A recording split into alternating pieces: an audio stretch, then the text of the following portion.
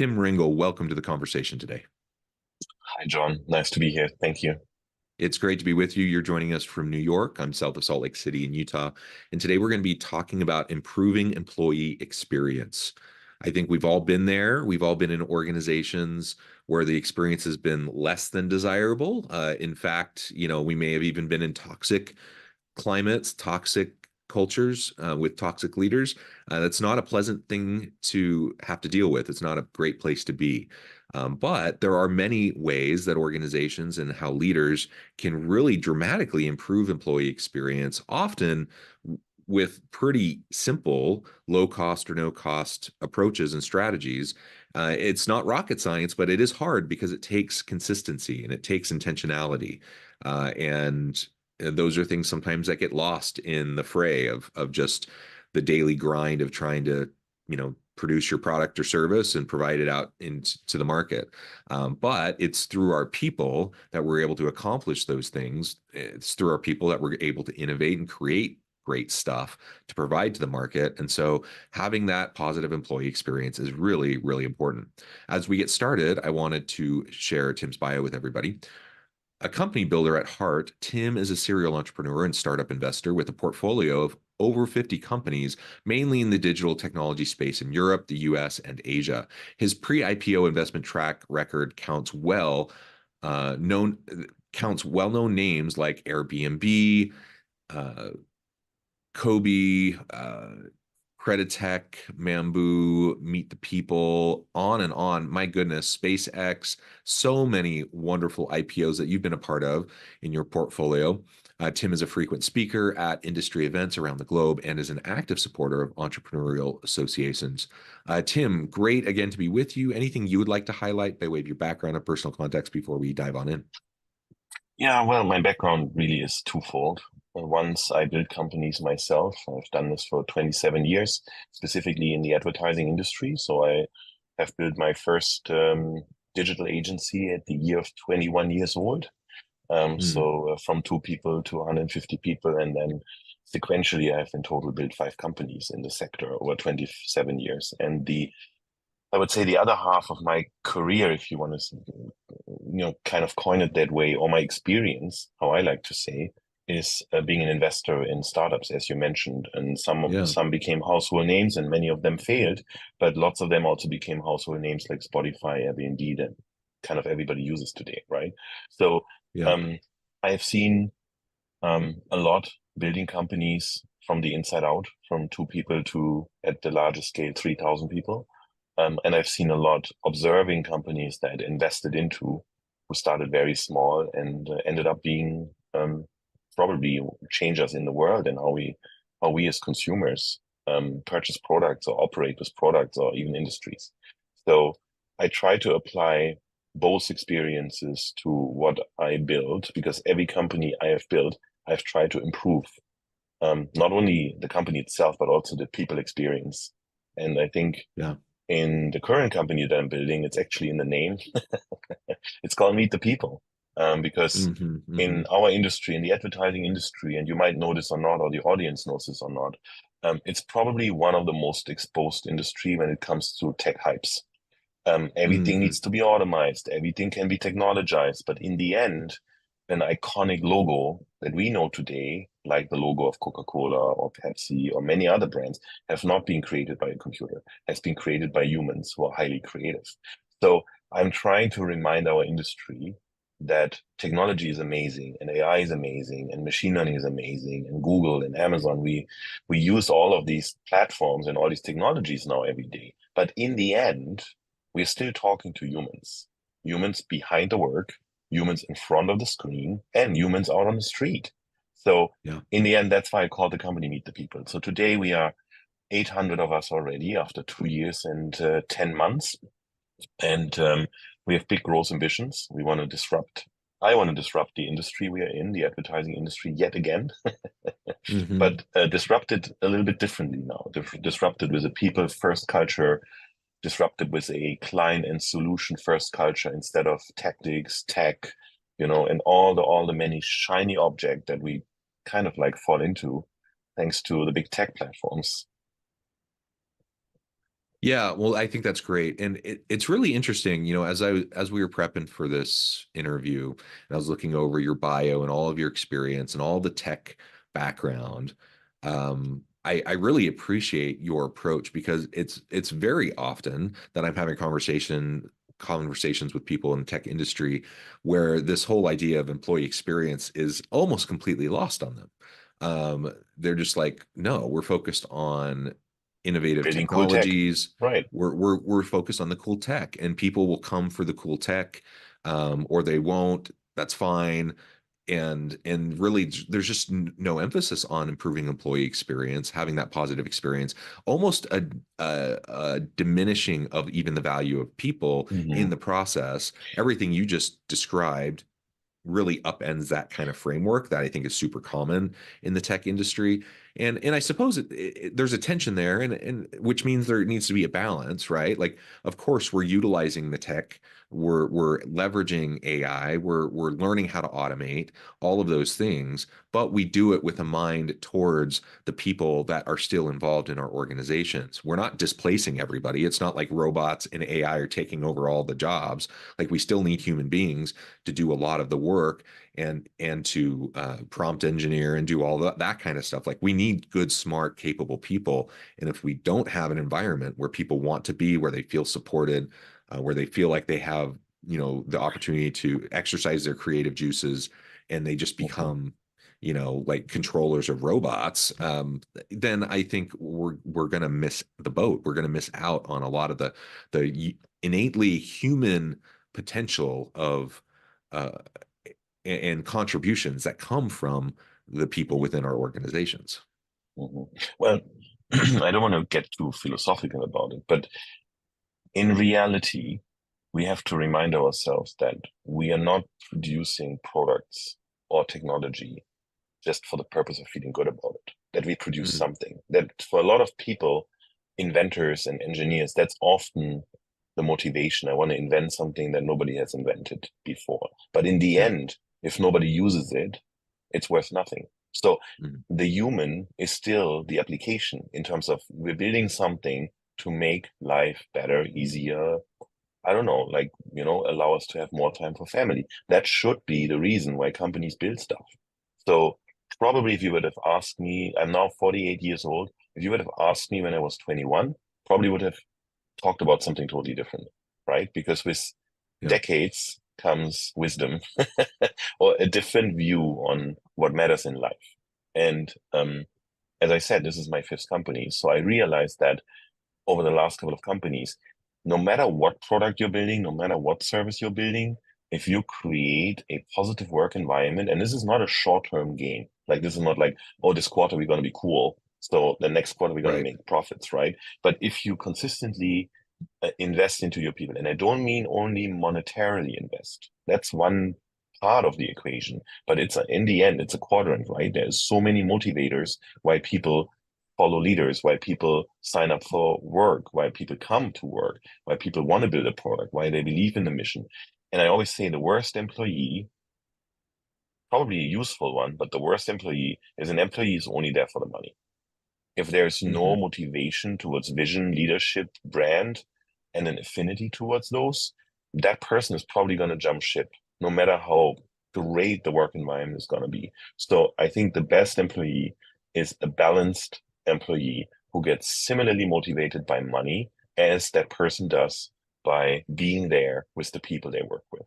And you can only create that loyal environment if you are trying to be loyal to your people and if you're creating a work environment where they feel elevated, supported, have a career path. I'm not saying we do all of this right. I think nobody really does. Yeah. But we've made it our mission to like improve every day a little bit and make that a real priority because in the end, what I'm building here is a people's business, right? So we have, as I said, 800 people in our family here in our sports team.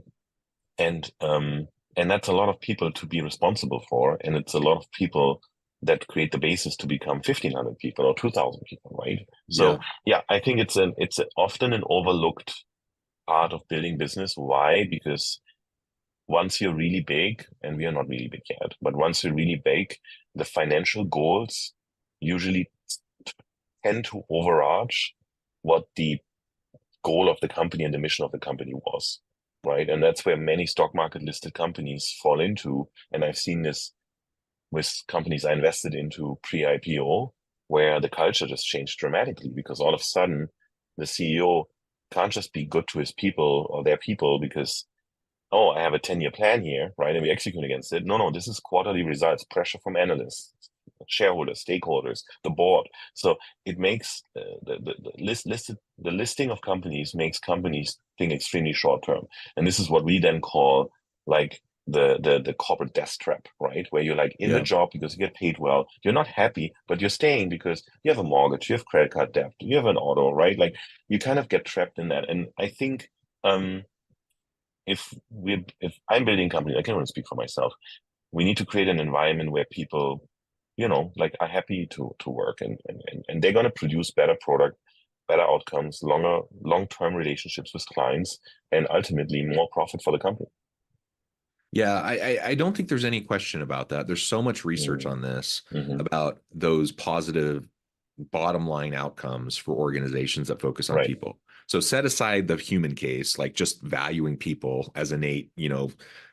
individuals who deserve our value, but set that aside and just say what makes the company more profitable, what produces Yeah. better products and services. It's when you focus on people that will happen. But you're right, it's a long-term game. It's not short-term. There's all sorts of things you can do in the short term this quarter to make your earnings reports look better, to Yep. reduce labor costs. All of that then though has long-term implications that then you're going to have to unwind and work back from later. And so that's the game and that's the tension. Like it's really hard. It's frustrating.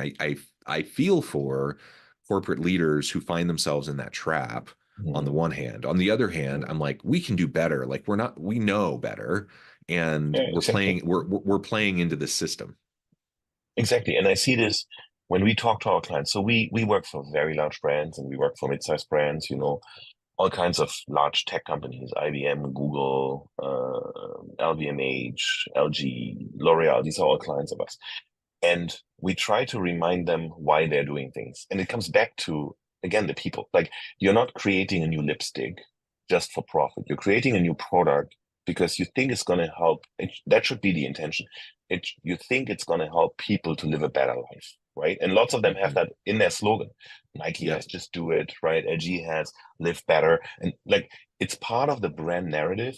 So let's live that as well in the way how we communicate to consumers, not only internally to our employees, but also how are we taking consumers for a ride? Are we not taking them for a ride? And the beauty in my industry is that social media, despite the fact that there's a lot of, how do you say, anger on social, right? Because people can anonymously kind of bash people or things or brands or products, there's Mhm. also a lot of truth there. There's a lot of truth there. So we're teaching brands to not be scared of customer reviews and customer feedback, because if you really take it at heart, it's going to make your company better and your product better. So that's Mhm. like we always ask the question, why are you doing things? You're sending us this brief. You want to, I don't know, redo your website, blah, blah, blah, whatever it is, or launch this campaign for this particular product.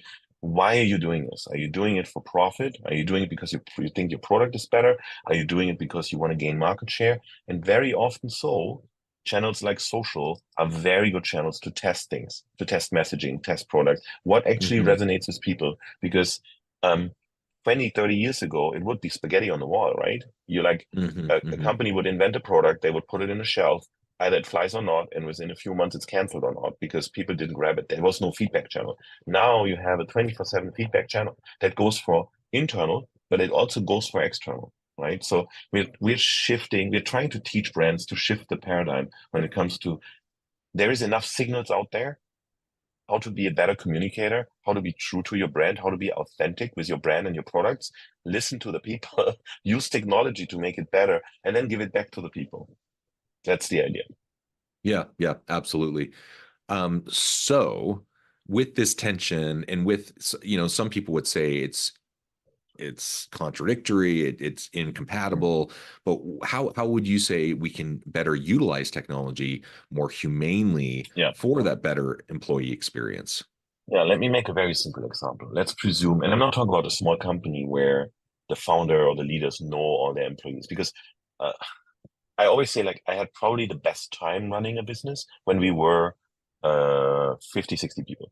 Why? Because I would walk into the office. That was obviously pre-pandemic, long time ago.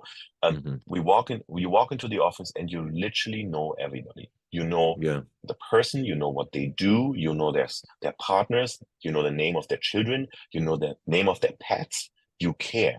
And that usually creates an extremely great work environment, culturally, as well as from a profitability perspective, because this Hmm. is beyond, it's beyond a job. It's like a sports team, right?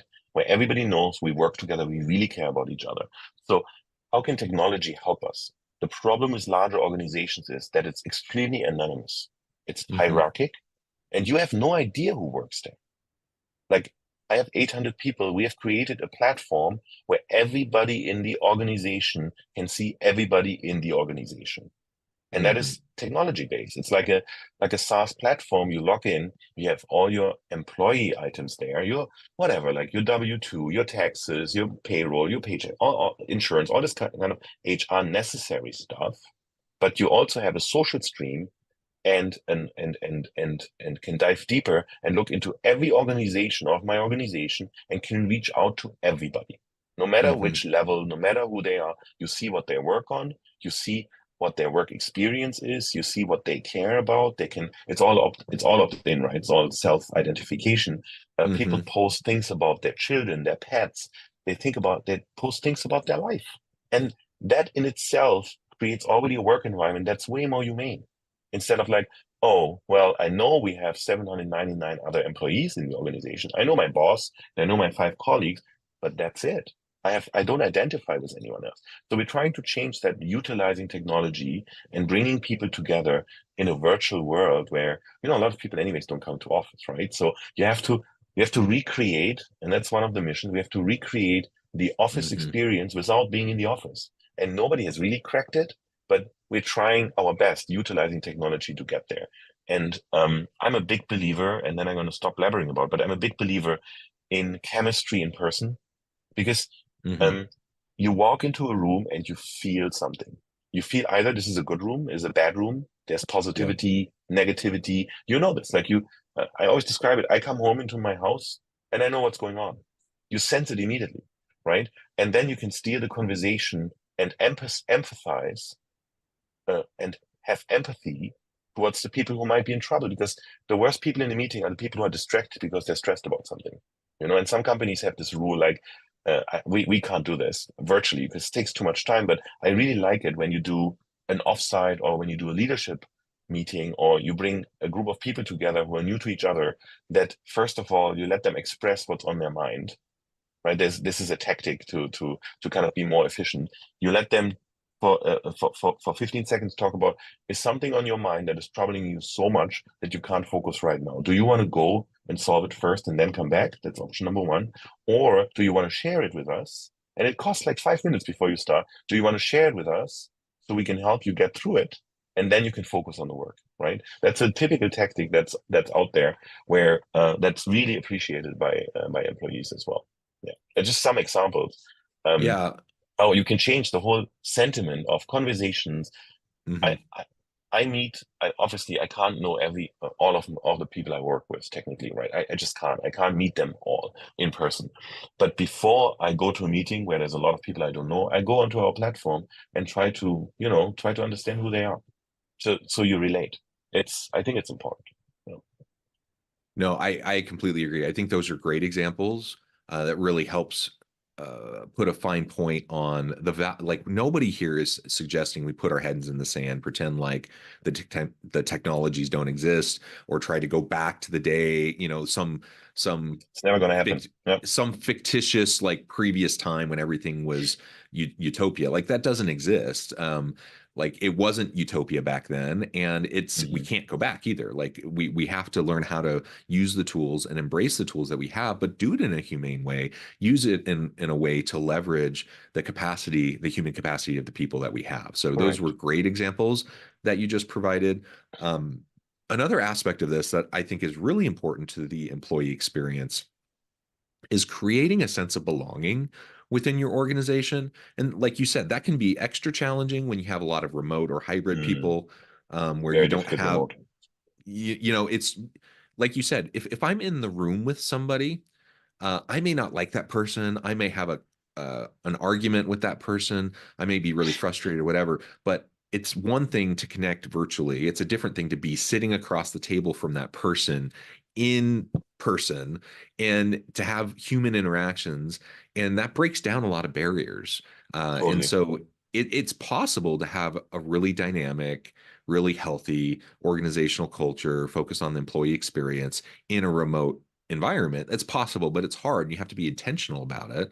And you have to build in mechanisms to make sure that those opportunities occur for people to have real, meaningful interactions in some of the ways you And just described. Yeah. and we all know this feeling where you sometimes in your job, but also person, you sometimes have to have a frank conversation with people, right?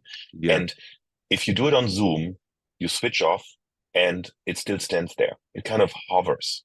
But if you're in person, and this is why I motivate, especially young talent, to come into office a few days a week.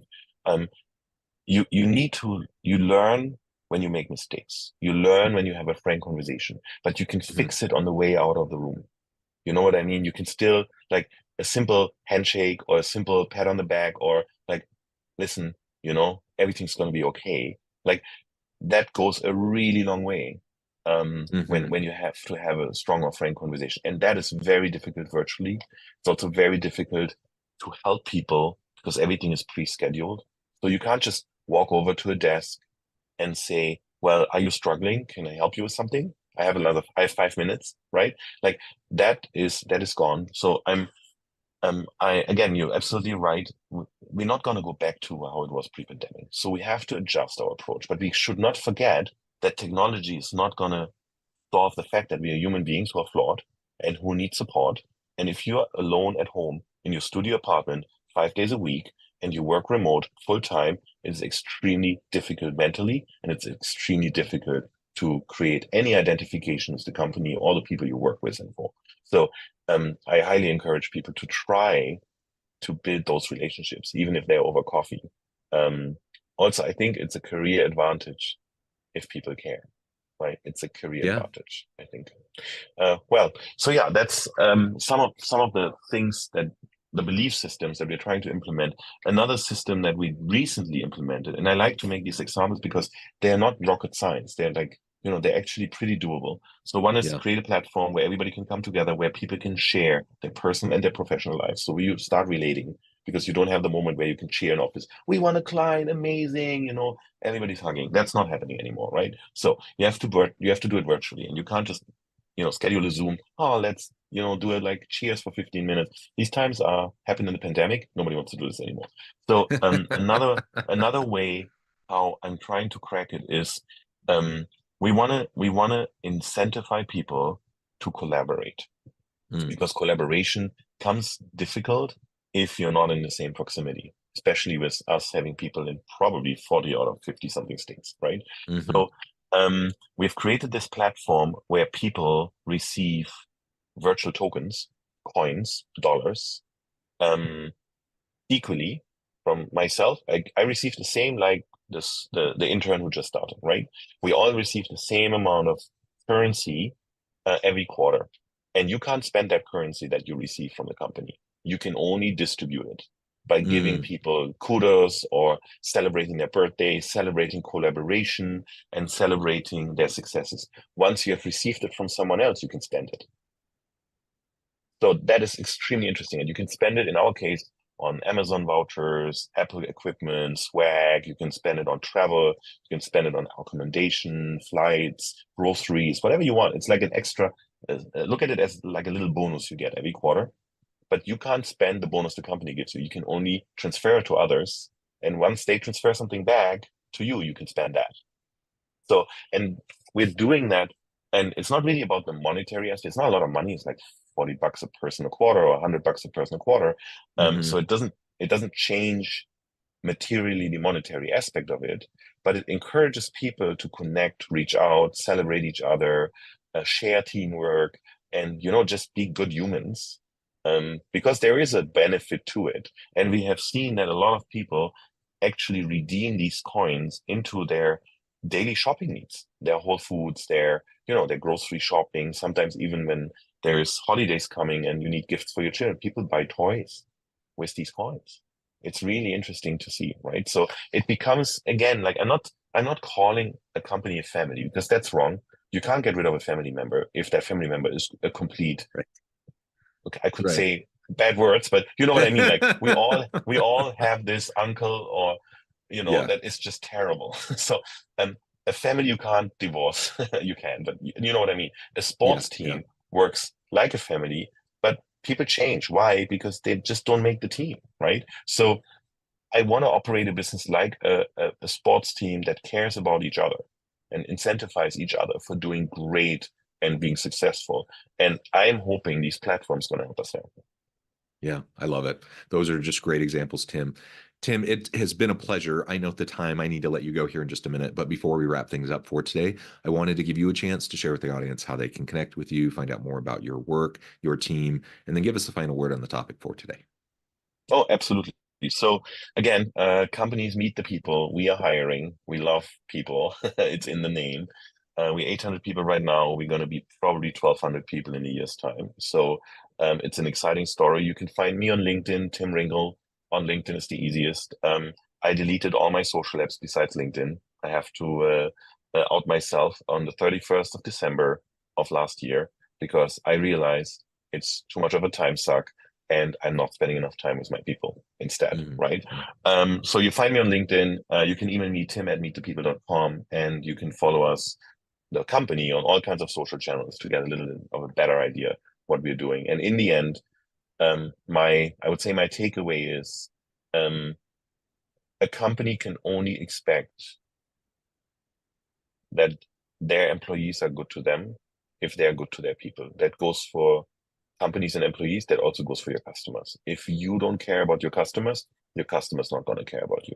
So what are you doing for your customers so they do something for you? And that goes for every human, really, no matter if it's an employee-employer relationship or it's a brand and customer relationship. And I recently said this on stage somewhere, and that was the one quote that people then in the end started twittering, right? So think about why someone should love your brand, and you should love them back for it. I love it. Tim, thank you so much. It's been a real pleasure. I encourage the audience to reach out, get connected, find out more about what Tim and his team can do for you. And as always, I hope everyone can stay healthy and safe, that you can find meaning and purpose at work each and every day. And I hope you all have a great week.